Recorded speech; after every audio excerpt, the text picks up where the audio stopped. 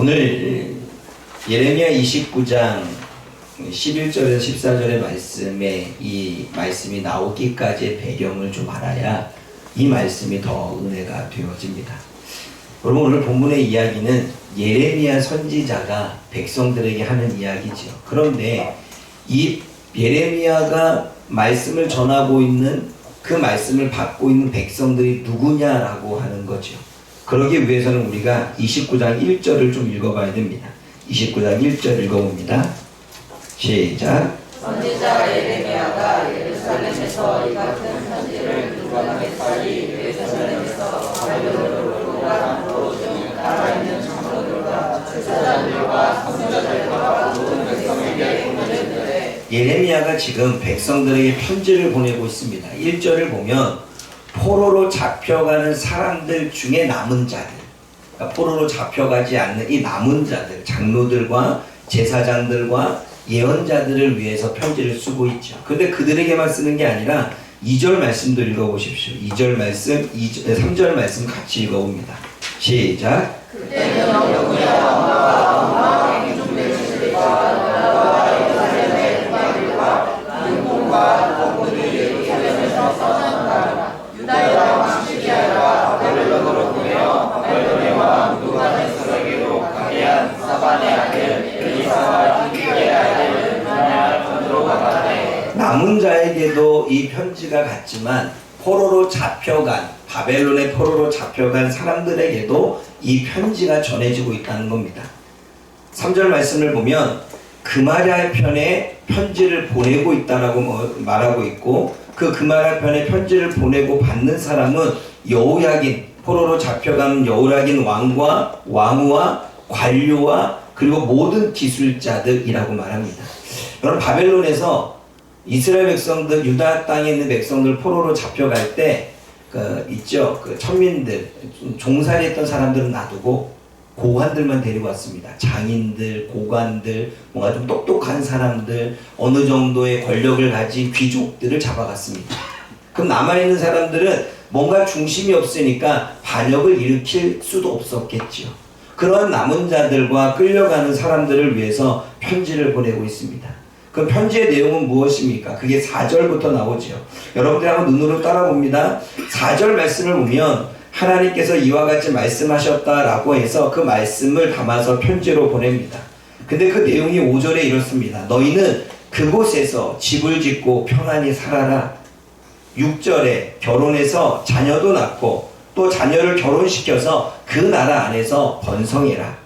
7절 말씀에 잡혀간 그곳을 고향 삼아 평안히 살고 그 땅을 위해 기도해라. 그 땅을 위해 기도해야 너희가 그 땅에서 잘 될 것이 아니냐라고 말합니다. 8절과 9절에는 거짓 선지자들에게 속지 말고 듣기 좋은 말에 미혹받지 말아라. 내가 그들을 보내지 아니했다라고 말합니다. 10절에는 바벨론에서 70년이 차면 70년 동안 너희들이 있으면 내가 약속대로 너희를 돌보고 돌아오게 하겠다. 그리고 11절에 내 계획은 너희를 포기하는 것이 아니라 미래와 희망을 주려는 것이다. 12절에 너희가 그 땅에서 나를 부르고 기도하면 내가 들어줄 것이고, 13절에 너희가 그 땅에서 나를 찾아오면 내가 만나줄 것이다.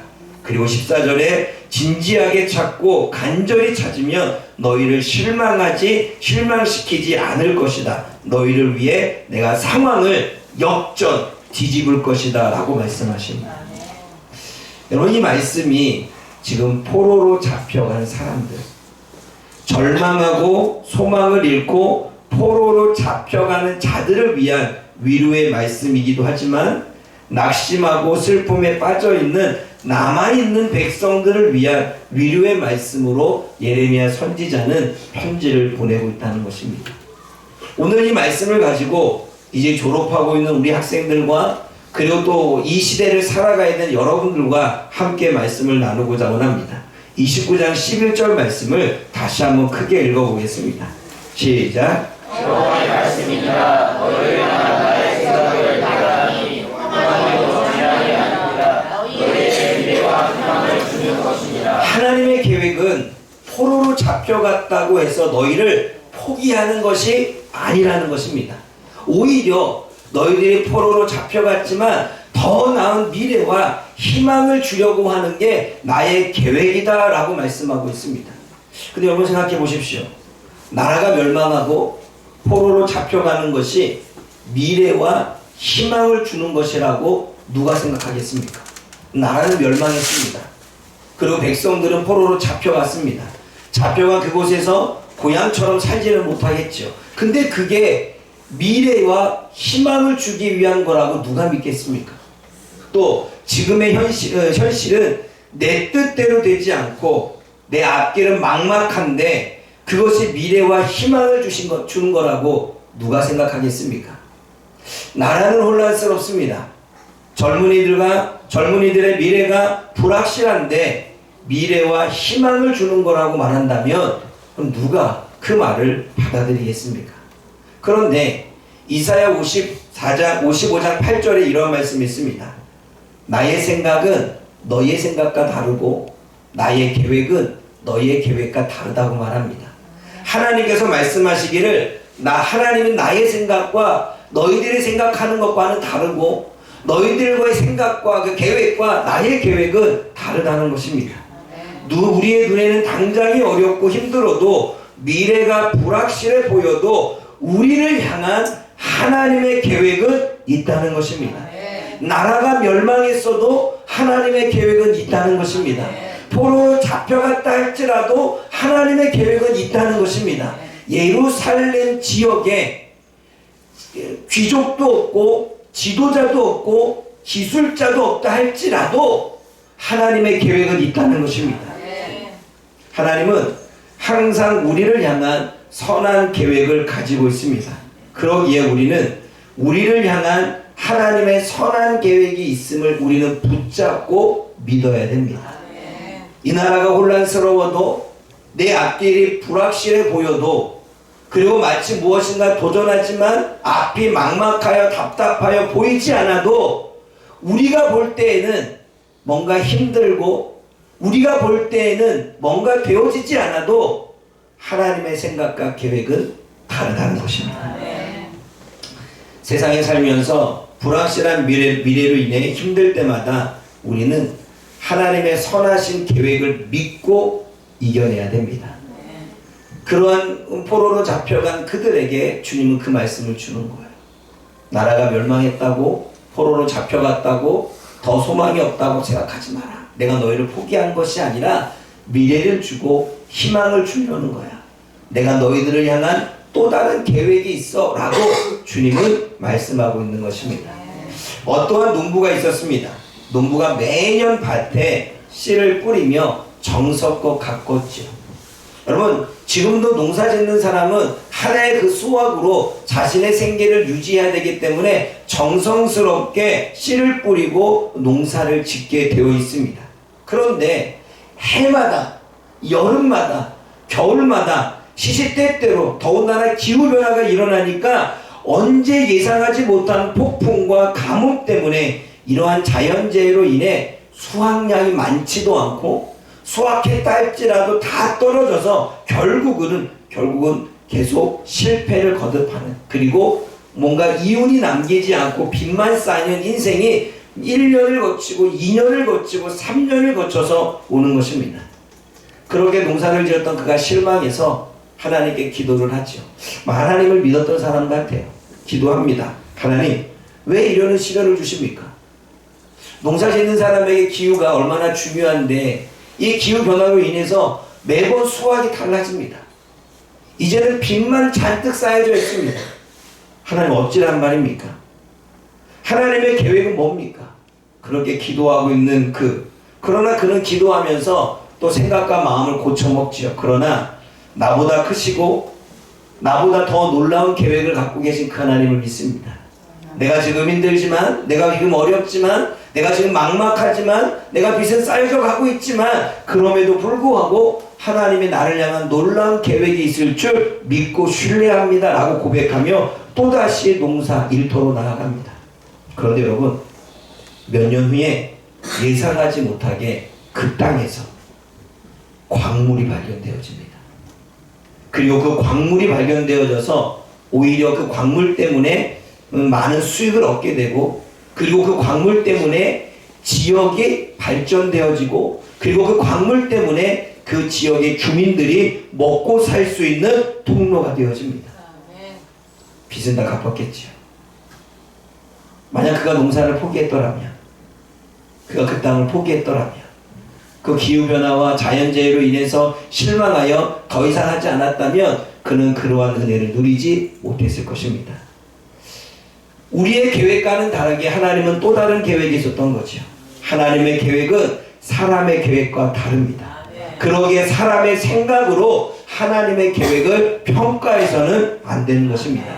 믿음이란 내 미래가 불확실해 보이고 당장 힘들 때 하나님의 선하신 계획을 믿는 것, 그것이 믿음인 줄 믿습니다. 두 번째는 29장 10절 말씀을 한번 읽어보겠습니다. 10절 말씀입니다. 시작. 여호와께서 이와 같이 말씀하시니라. 너희에게서 70년이 차면 내가 너희를 돌보고 나의 선한 말을 너희에게 성취하여 너희를 이곳으로 돌아오게 하리라. 이제 막 포로로 잡혀간 사람들에게 주는 주님의 메시지입니다.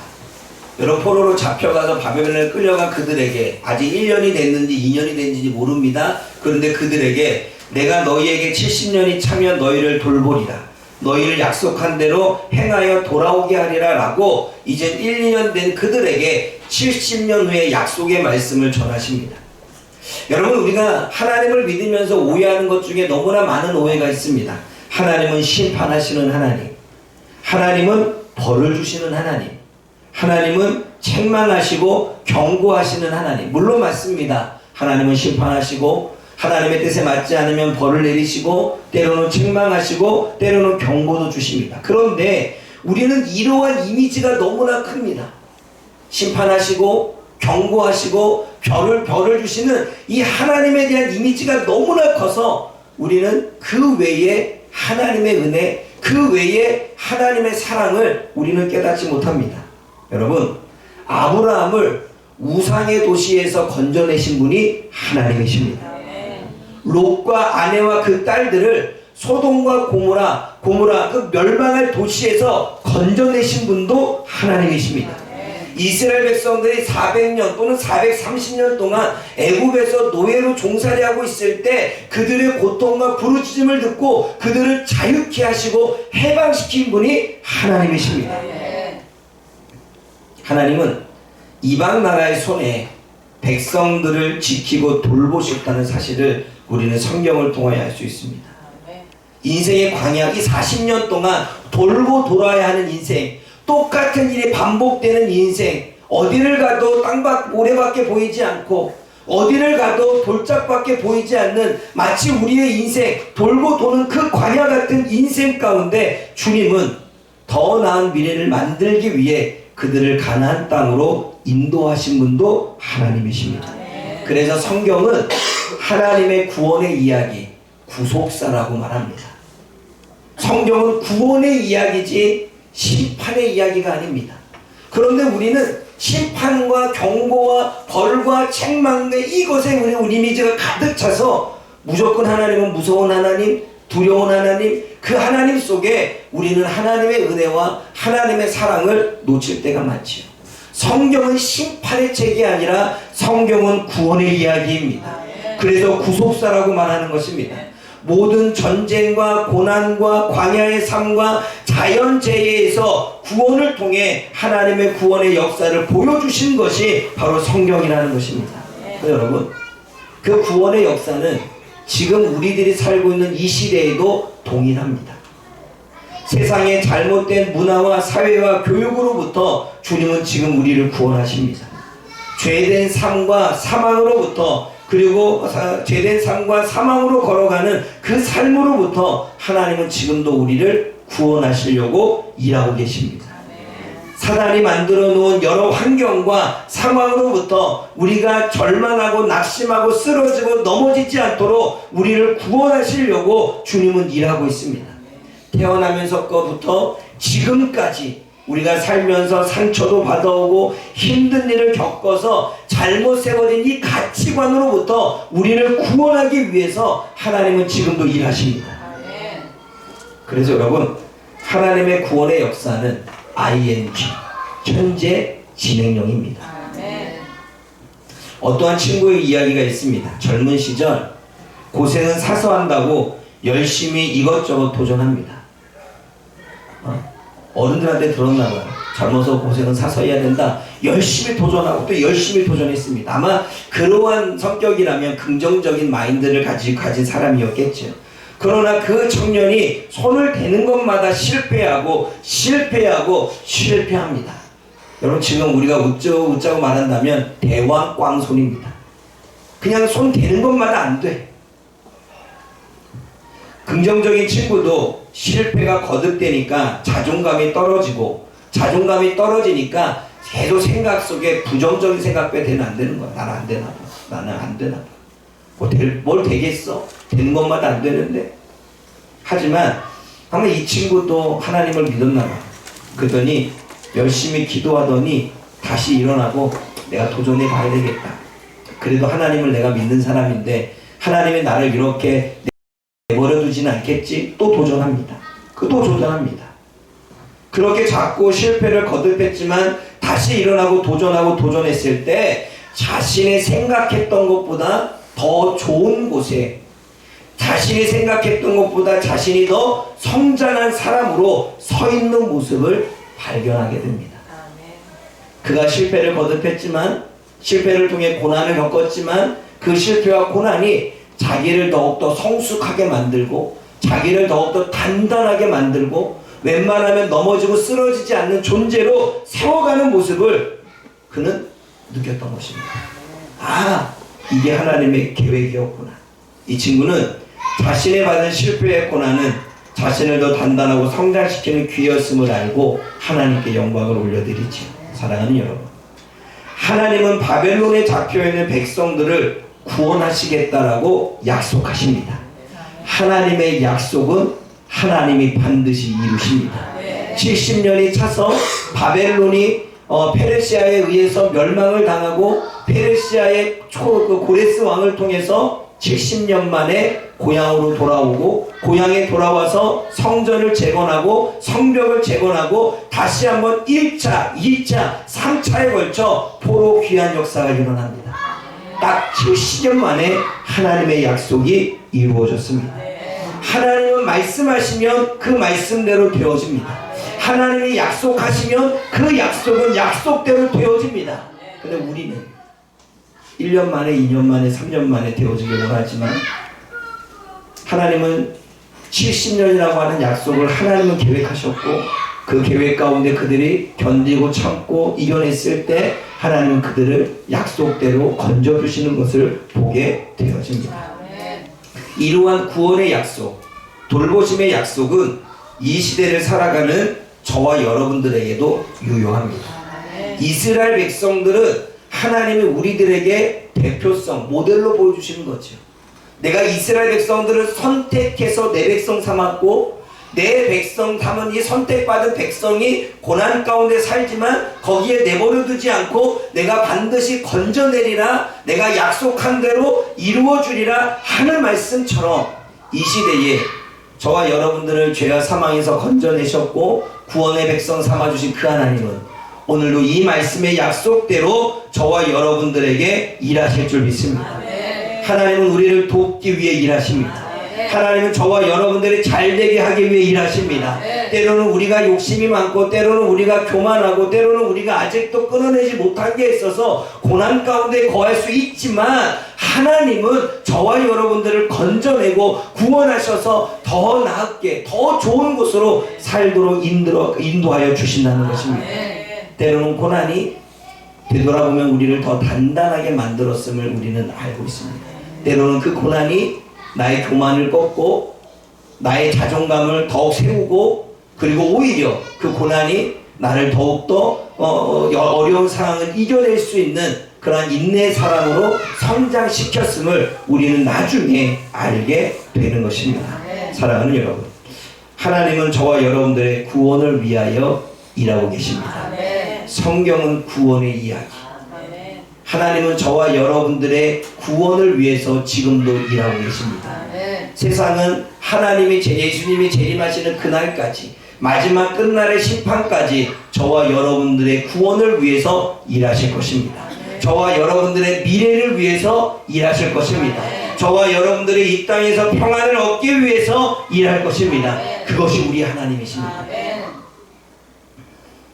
마지막으로 우리가 29절 12절에서 14절까지 읽어보겠습니다. 29장 12절에서 14절 시작. 너희가 내게 부르짖으며 내게 와서 기도하면 내가 너희의 기도를 들을 것이요 너희가 온 마음으로 나를 구하면 나를 찾을 것이요 나를 만나리라. 이것은 여호와의 말씀이니라. 나는 너희들을 만날 것이며 너희를 포로된 중에서 다시 돌아오게 하되 내가 쫓아오면서 다른 나라가 모든 곳에서 모아 사자잡혀 나갔던 그곳으로 돌아오게 하리라. 이것은 여호와의 말씀이니라. 하나님이 명령하십니다. 하나님이 뭘 명령하십니까? 내게 와서 기도하면 내가 들어줄 것이다.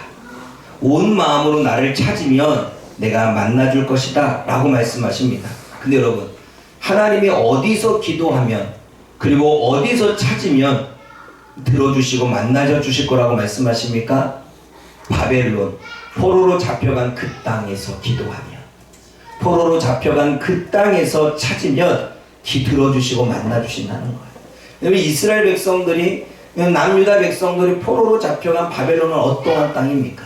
나라를 잃고 포로로 잡혀가고 고향 타향살이 속에서 고난과 어려움을 당하는 수많은 부정적인 생각과 수많은 실패감이 몰려오는 그곳, 뭔가 미래가 보이지 않고 불확실하고 하나님의 약속이 있지만 그 약속이 이루어지기까지 70년을 기다려야 되는 그 땅, 그 땅에서 기도하면 들어주고 그 땅에서 기도하면 나를 찾으면 만나준다라고 말씀하고 있습니다.